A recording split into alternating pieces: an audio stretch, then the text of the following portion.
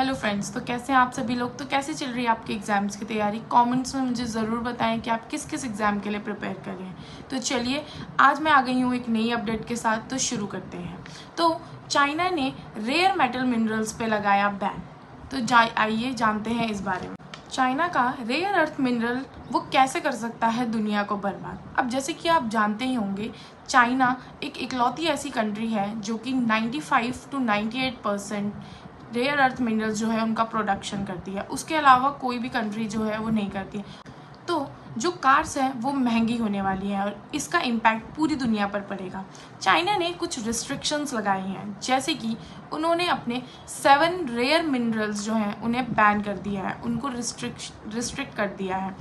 उन्होंने कहा है कि अब हम इसका प्रोडक्शन बंद करेंगे और पूरी दुनिया में इसको बंद करेंगे। अब आप देखेंगे कि पूरी दुनिया जो है वो इन्हीं एलिमेंट्स से चल रही है, जैसे कि फ़ोन से लेकर डिस्प्ले एलिमेंट्स तक, सब में यही रेयर एलिमेंट्स जो हैं वो यूज़ होते हैं।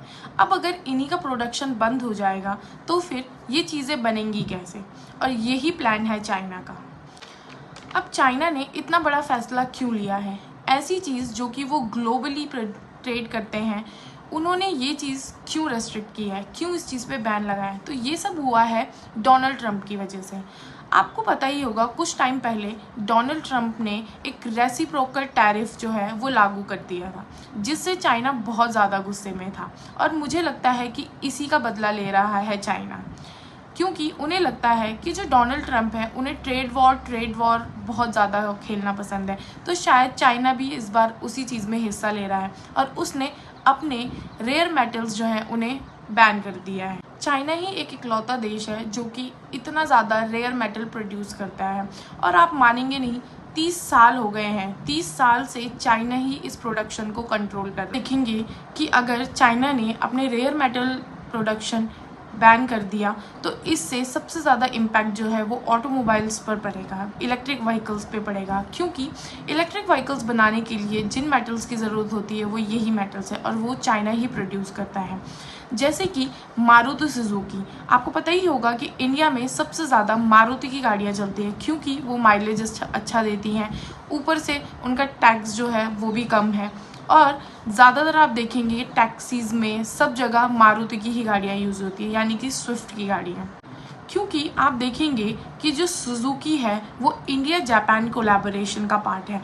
अब मारुति सुजुकी के ओनर जो हैं, जो गाड़ियाँ बनाते हैं, वो ये कह रहे हैं कि अगर हमें कंपोनेंट ही नहीं मिलेगा तो हम गाड़ियाँ कैसे बनाएंगे। 26 मई से ये सब चीज़ें अभी तक बंद हैं। अब सुजुकी इस पे कह रहा है कि 13 जून से हम दोबारा से स्टार्ट करेंगे, शुरुआत करेंगे, लेकिन फुल रिजम्पशन तभी होगा जब चाइना अपने कंपोनेंट्स भेजेगा। अगर चाइना अपने कंपोनेंट्स ही नहीं भेजेगा तो फिर वो कैसे गाड़ियाँ बनाएंगे, कैसे उस कंपोनेंट्स को यूज़ करेंगे और गाड़ियाँ चलेंगी। अब देखा जाए तो अभी तक का चाइना का ये बहुत खतरनाक प्लान है, जिससे कि इंडिया ही नहीं पूरी दुनिया पर इम्पैक्ट पड़ सकता है।